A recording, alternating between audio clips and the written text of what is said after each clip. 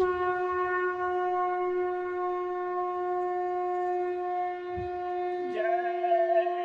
गुरुदेव। जय गुरुदेव।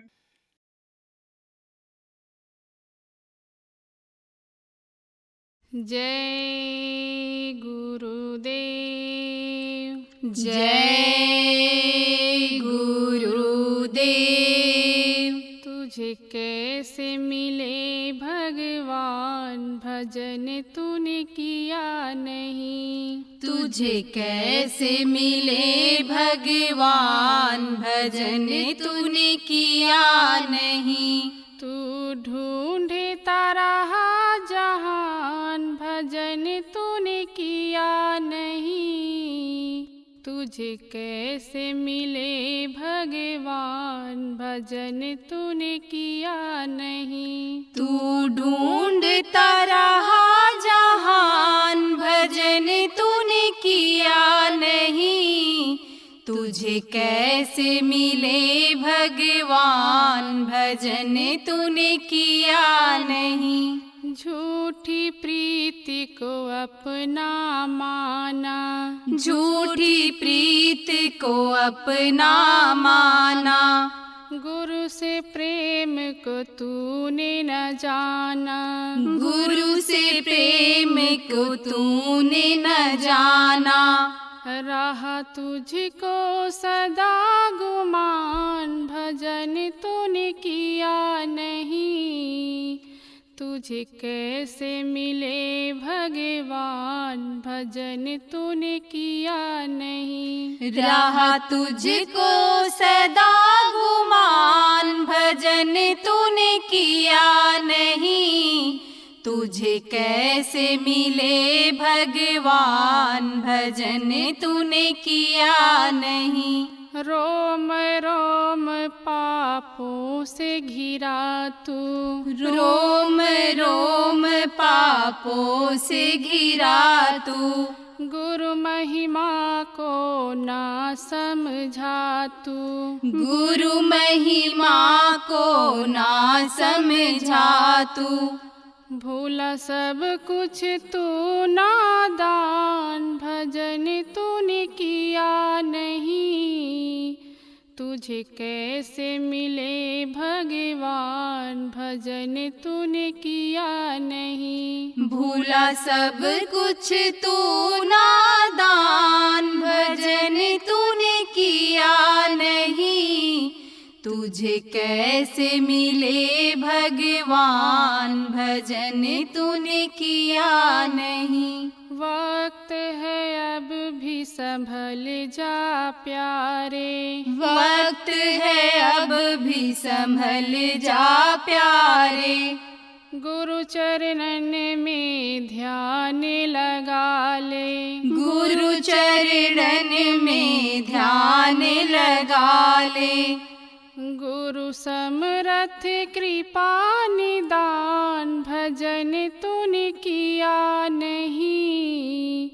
तुझे कैसे मिले भगवान, भजन तूने किया नहीं। गुरु समरथ कृपा निदान, भजन तूने किया नहीं। तुझे कैसे मिले भगवान, भजन तूने किया नहीं। तुझे कैसे मिले भगवान, भजन तूने किया नहीं। तुझे कैसे मिले भगवान, भजन तूने किया नहीं। जय गुरुदेव। जय गुरुदेव।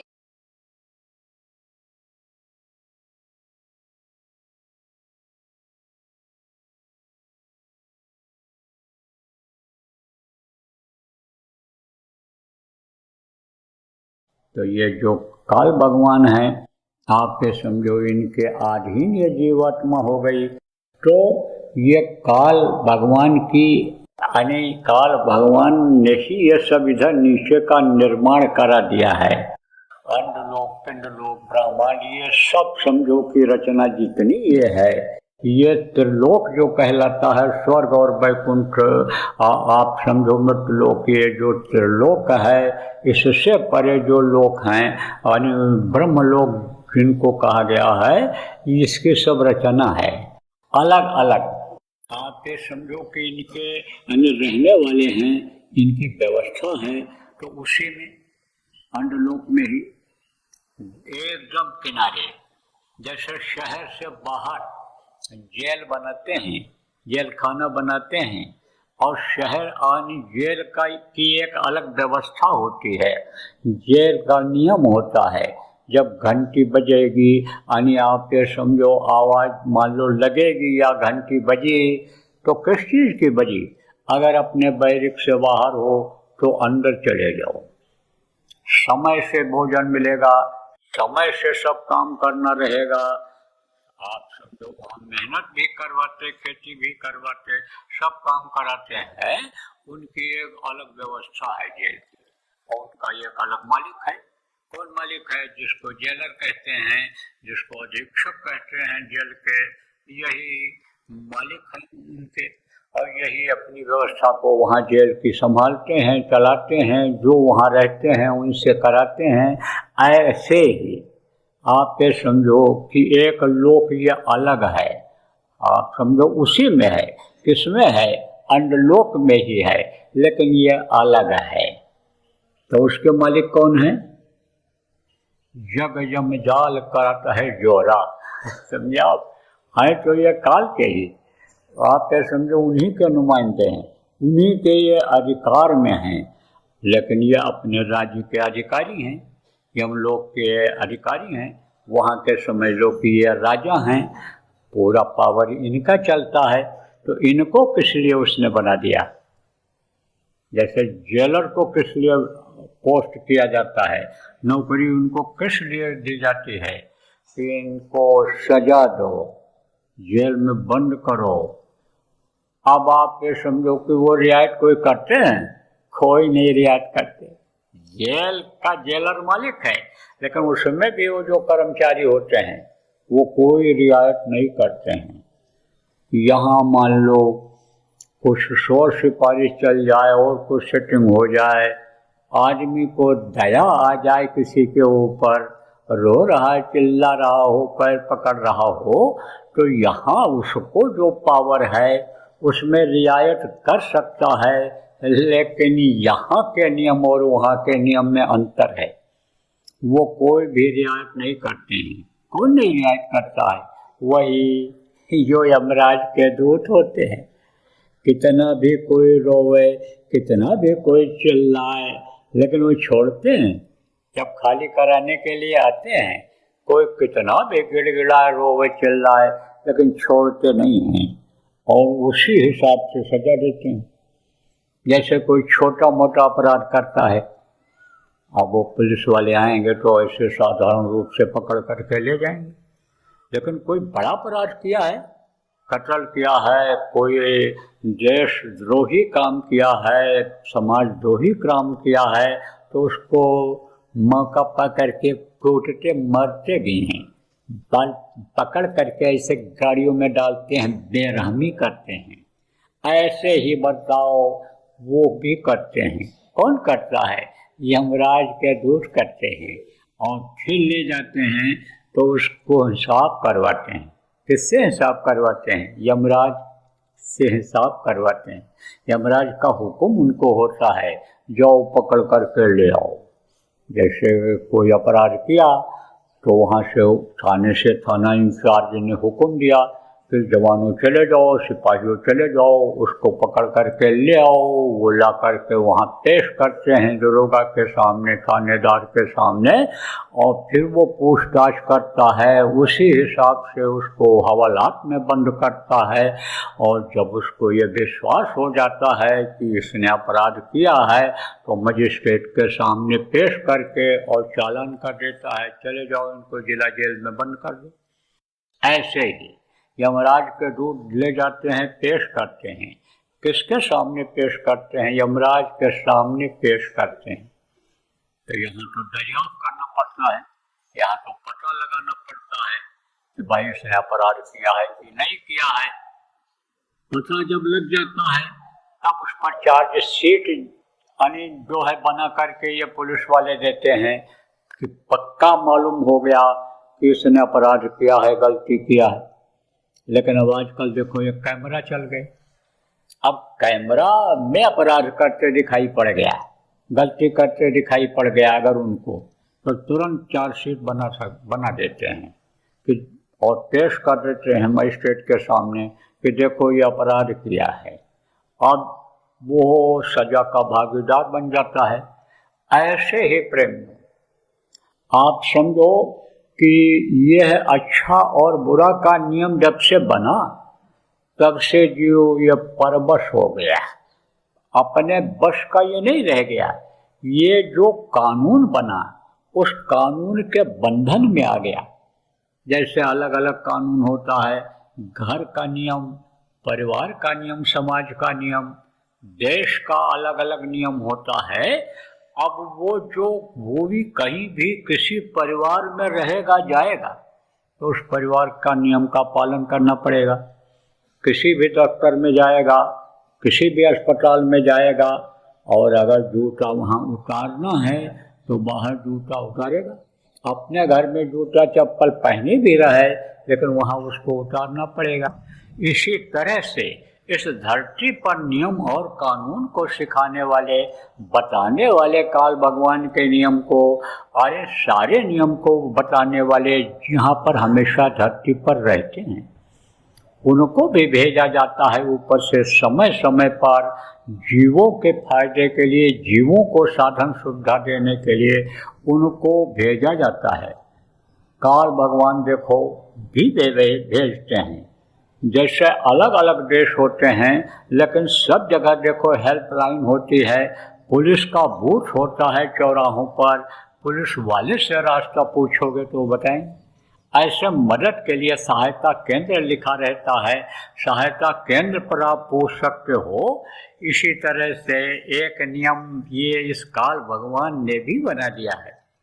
तो इस धरती पर हमेशा महात्मा रहे, जिनको जैसा काम सौंपा गया, पावर मिला, उस तरह से उन्होंने काम किया। लेकिन जब ज़्यादा नियम और कानून का उल्लंघन करने वाले इस धरती पर हो गए तब संतों को आना पड़ा, ज़्यादा पावर उनको दे करके उस प्रभु को भेजना पड़ा कि ये सब काल वश हो। ये तो सब काल के वश में होते चले जा रहे हैं, ये तो अपने घर को ही भूल जा रहे हैं, यह तो हम ही को भूल जा रहे हैं। तब वो ऊपर से हस्तियों को, शक्तियों को भेजता है। तो वो क्या कहलाते हैं? संत कहलाते हैं। जैसे ये हमारे गुरु महाराज थे, इनके गुरु महाराज, उनके गुरु महाराज, ये संतों की ये जो वंश की परंपरा ये चली आ रही है, बहुत दिन से चली आ रही है। लगभग 700 वर्ष हो गया संतों को इस धरती पर आए हुए। तो कहने का मतलब यह है कि सारे नियम ये सब बने हुए हैं।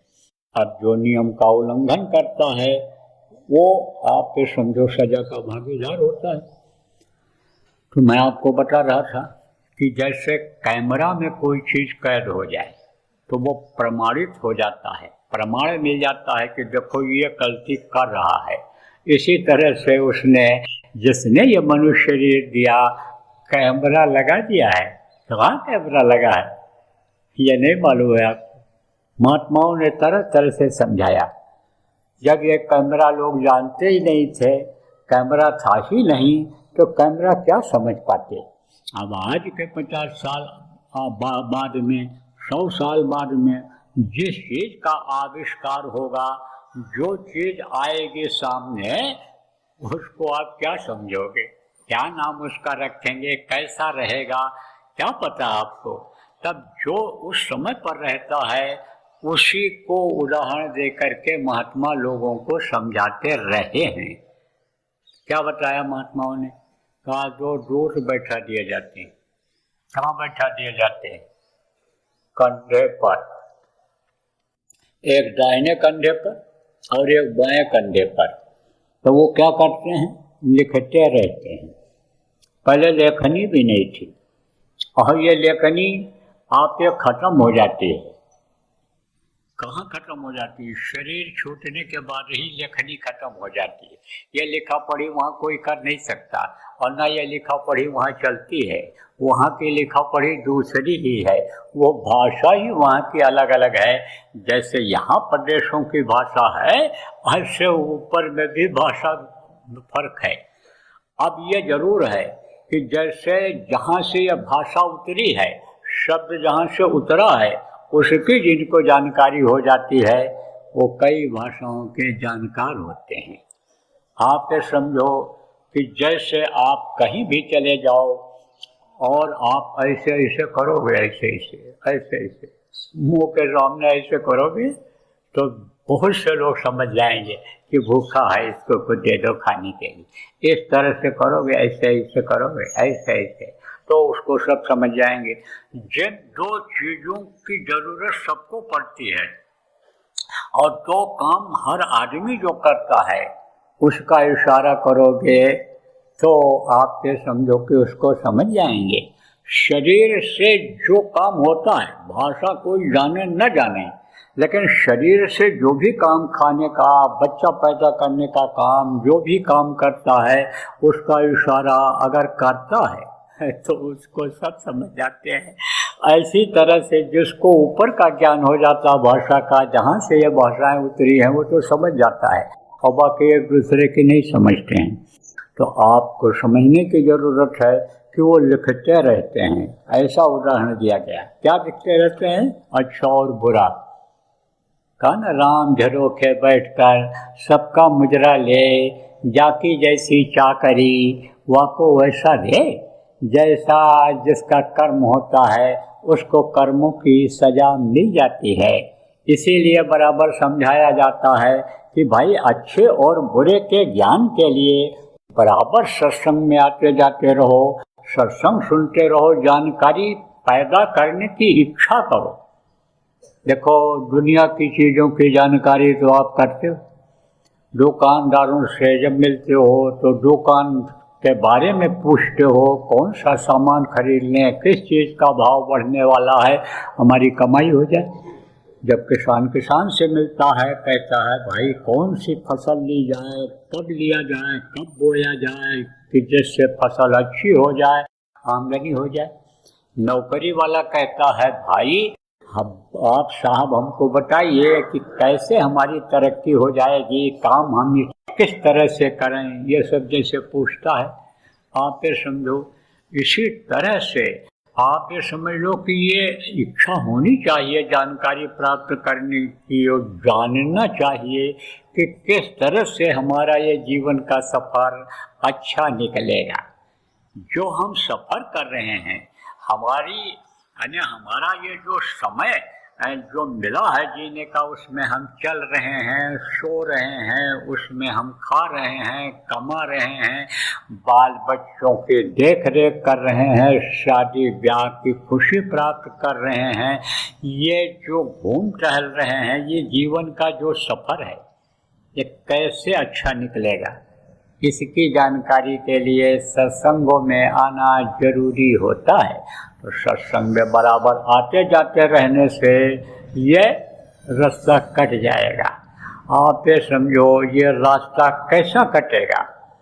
जैसे 3 खाट 2 बार, 4 छावें 6 निरावें, इधर पूरब में कहावत है पूर्वी प्रदेश में। तो आप ये समझो कि 2 आदमी अगर रहते हैं और बात करते हुए चले जाते हैं पैदल, तो पता नहीं चलता कितनी दूर चले आए। तो यही इसी तरह से ये जीवन का सफ़र बढ़िया से चला जाए। जब मंजिल तक पहुंच जाते हैं तो पता नहीं चलता है कि इतना जल्दी आ गए। अकेले अगर आदमी जाता है तो उबने लगता है। इसीलिए आप ये समझो कि जीवन का सफ़र बढ़िया से निकले, उसके लिए आप साथी बनाते हो, यानी संगिनी बनाते हो, बच्चियों साथी बनाती हो कि जीवन का ये सफ़र अच्छे से निकले। देखो प्रेमी, मुसीबत के समय में परिवार के लोग जो आपके साथी हैं वो मदद कर देते हैं। कब मुसीबत आती है? जब सिर में दर्द होता है, पेट में दर्द होता है, जब बुढ़ापा आती है तब वो मदद कर देते हैं, लेकिन मौत के समय वो मददगार नहीं होते। यहाँ के मददगार होते हैं, लेकिन मौत के समय जो पीड़ा होती है, जब वो यमराज के दूत आते हैं और खाली कराते हैं शरीर को, ऐसी पीड़ा होती कि सहजो मौत के समय पीड़ा उठे अपार, बिच्छू 60,000 जो डंक मारे एक सार। ऐसे 60,000 बिच्छू एक साथ डंक मारती हैं, ऐसे दर्द होता है बदन में। उस समय कोई परिवार का आदमी बचा सकता है? नहीं बचा सकता है। क्यों? कारण यह है कि उनको देख नहीं पाते, वो सूक्ष्म शरीर में आते हैं, इन आँखों से अदृश्य होते हैं। तो अदृश्य शक्ति को कोई देख पाता है, चाहे देवता हो, आप समझो, चाहे ये दैत्य हो, आसुरी शक्तियाँ हो, आप ये समझो देव शक्ति हो, उसको कोई देख नहीं पाता है इन बाहरी आँखों से। तो मान लो भाई किसी को कोई भूत मारने लग जाए तो वो तो उठा के पटकता है, जिसको मारता है वही नहीं देख पाता है। कभी झलक देखता है तब कहता है, और कभी अगर वो थोड़ा अदृश्य होकर के मारा तो देख पाता है। पीछे से कोई मारा तो देख पाओगे आगे से, ऐसे ही अदृश्य रहता हो, पीछे की चीज दिखाई नहीं पड़ती है। पीछे नहीं देखोगे तो क्या पता किसने मारा। इसी तरह से वो अदृश्य शक्ति होती। तो जब वो मारते हैं, कूटते हैं, तो जिसके ऊपर मार पड़ती है वो तो चिल्लाता है, कहता देखो ये झुलसा रहे हैं, ये देखो कूट रहे हैं, मार रहे हैं, ये देखो डरवा रहे हैं, धमका रहे हैं। तो उनकी आवाज को कोई घर वाला सुन पाएगा? नहीं सुन पाएगा और न देख पाएगा। लेकिन मरने वाले को वो दिखाई पड़ते हैं, मरने वाले को उनकी आवाज सुनाई पड़ती है और किसी की आवाज सुनाई नहीं पड़ती। लेकिन शब्द स्वरूपी जो गुरु होते हैं, जो आप ये समझो कि शब्द से जुड़े हुए रहते हैं, तो शब्द तो ये शब्द ही से आकाश बना, शब्द से धरती बनी, शब्द से देवी देवता बने, शब्द का पसारा तो बहुत दूर तक है। तो जो शब्द से जुड़ा रहता है वो सबको देखता है, सबका यानी समझो कि कार्यकलाप को देखता है, तो वो मदद करता है। कौन मदद करता है? वक्त गुरु को खोज तेरे भले की कहूँ। जो वक्त गुरु होते हैं, समर्थ गुरु होते हैं, जिनको वो प्रभु पावर दिया करता है, उनको जब साथी बना लेता है, उनका हाथ पकड़ लेता है, अपना हाथ पकड़ा देता है, तो वो यहाँ के भी मददगार होते हैं और शरीर छोड़ने के बाद के भी मददगार होते हैं। आप समझो यहाँ कैसे सुखी रहा जाए, किस तरह से अन्य मनुष्य का कर्तव्य का पालन किया जाए करके और सुखी जीवन बिताया जाए, और शरीर जब छूटे तब ये आत्मा हमेशा हमेशा के लिए प्रभु में लीन हो जाए, उनकी गोदी में पहुंच जाए। उसके लिए उपाय युक्ति बताते हैं, जो उनको आपको मिला है, जो रास्ता मिला है कि जहाँ का जीव तहाँ पहुँचावा। ये जीवात्मा जहाँ से आई है, यहाँ फंसी हुई है, वहाँ पहुँचा दिया जाए इसको। तो जो रास्ता ये प्रेमियों मिला और जिस रास्ते पर अभी चले, यही सब काम बनाएगा। कौन सा रास्ता? सबसे पहले प्रार्थना किया गया। किससे किया गया? गुरु से प्रार्थना किया गया, क्योंकि पहली सीढ़ी पर वही मिलते हैं। मंजिल पर जैसे कल आपको बताया था कि आपको चढ़ना हो तो पहली सीढ़ी, दूसरी सीढ़ी, तीसरी, चौथी सीढ़ी, सब गुरु पहली सीढ़ी पर मिलते हैं। गुरु ही रास्ता बताते हैं कि तो आपको ऊपर जाना है, मंजिल पर जाना है, मकान पर 7वें महले पर जाना है, तो सीढ़ी सीढ़ी तुम चढ़ जाओ, चलो। अब वहाँ मिलेंगे पहली सीढ़ी पर। और जब देखेंगे कमजोर पड़ रहा है तो मदद भी कर देते हैं, चढ़ाई में ऐसे हाथ पकड़ करके भी ले जाते हैं। जब समर्थ होते हैं और जब आप ये समझो कि जिससे उनको प्रेम हो जाता है, जीव जब गुरु से प्रेम कर लेता है तो सब जगह वो मिल करके मदद करके और वहाँ तक पहुँचाते हैं। तो यहाँ के भी साथी हमको आपको मिले और वहाँ के भी साथी गुरु। तो अब आप ये समझो प्रेमियों कि पहली सीढ़ी वो बताते हैं, पहली सीढ़ी पर चढ़ाते हैं, इसलिए सबसे पहले तो वही होते हैं। दूसरे मंजिल पर कौन बैठा है, तीसरे मंजिल पर कौन बैठा है, चौथे पांचवें पर कौन बैठा है, आपको कुछ पता है? आपको नहीं पता है, लेकिन ये पता है कि ये हमारे गुरु हैं, ये हमको पहली मंजिल पर पहुंचाएंगे, दूसरी का इन्होंने रास्ता बताया है, तीसरे पर जो बैठे हैं उनसे हमको मिलवाने के लिए इन्होंने कहा है। तो यही हमारे यानी वहाँ तक पहुँचाने वाले मार्गदर्शक हैं, रास्ता बताने वाले हैं। तो उनकी प्रार्थना पहले की जाती है, उनको खुश पहले किया जाता है।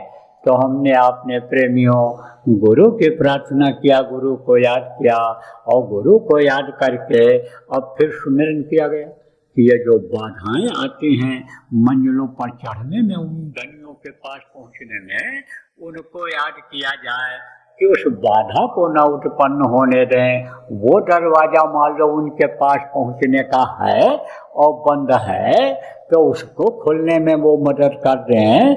अपने आदमियों को कह दें भाई ये हमको याद कर रहा है और हमारे पास आना चाहता है, तो आएगा तो दरवाज़ा खोल देना।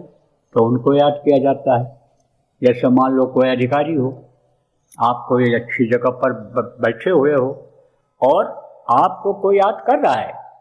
छत के ऊपर मान लो कोई दफ्तर है और नीचे से अधिकारी को याद किया, सरकार हम आपसे मिलना चाहते हैं, हम आपके पास आना चाहते हैं, तो वो अपने कर्मचारी को कह देता है कि भाई उसको आने देना, वो हमारे पास आना चाहता है, हमको याद कर रहा है। इसी तरह से जब याद उनको किया जाता है, सुमिरन किया जाता है, उनको उनके नाम को पुकारा जाता है, उनके रूप को याद किया जाता है, तब वो उसमें मदद कर देते हैं।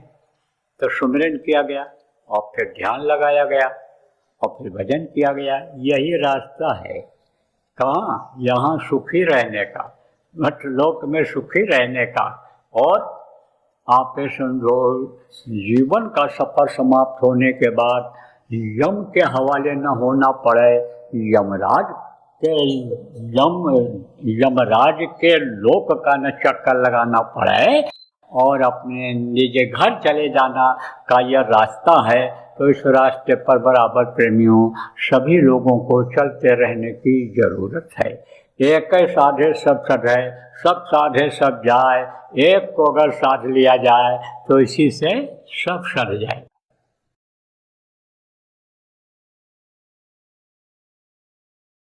योजना जो भी बनाए हो इसको लागू करो, इसको बढ़ाओ और एक धार्मिक वातावरण तैयार कर दो, आध्यात्मिक वातावरण तैयार कर दो, शाकाहारी नशा मुक्त बना दो लोगों को, आप समझो चरित्रवान लोगों को बना दो। जब ऐसा समाज बन जाएगा तब समझो कि कलयुग पर आपको विजय मिल जाएगी। तब काल माया कुछ नहीं कर पाएगा। जब आपके अंदर निर्मलता आ जाएगी, लोगों के अंदर निर्मलता आ जाएगी, गंदगी जब साफ हो जाएगी, तब आप ये समझो कि तन मन से सच्चा रहे और सदगुरु पकड़े बांह। गुरु महाराज जो काम छोड़ करके गए उस काम को पकड़ लो, वही गुरु का बांह पकड़ना हुआ, वही गुरु उसी का बांह पकड़ेंगे। जय गुरुदेव। सरकारी व गैर सरकारी अनुदान के लिए बिना सत्संगियों के सहयोग द्वारा जनहित के कार्यों में लगी हुई बाबा जय गुरुदेव धर्म विकास संस्था का मुख्यालय पिंगलेश्वर रेलवे स्टेशन के सामने मक्सी रोड, उज्जैन, मध्य प्रदेश में है। यहाँ पर सत्संग व नामदान का कार्यक्रम होता रहता है। अतः आप श्रोताओं से अनुरोध है कि बाबा उमाकांत जी महाराज के आश्रम उज्जैन एक बार परिवार सहित जरूर पधारिएगा। आपके सुझाव के लिए व्हाट्सएप नंबर 9575600700। जय गुरुदेव।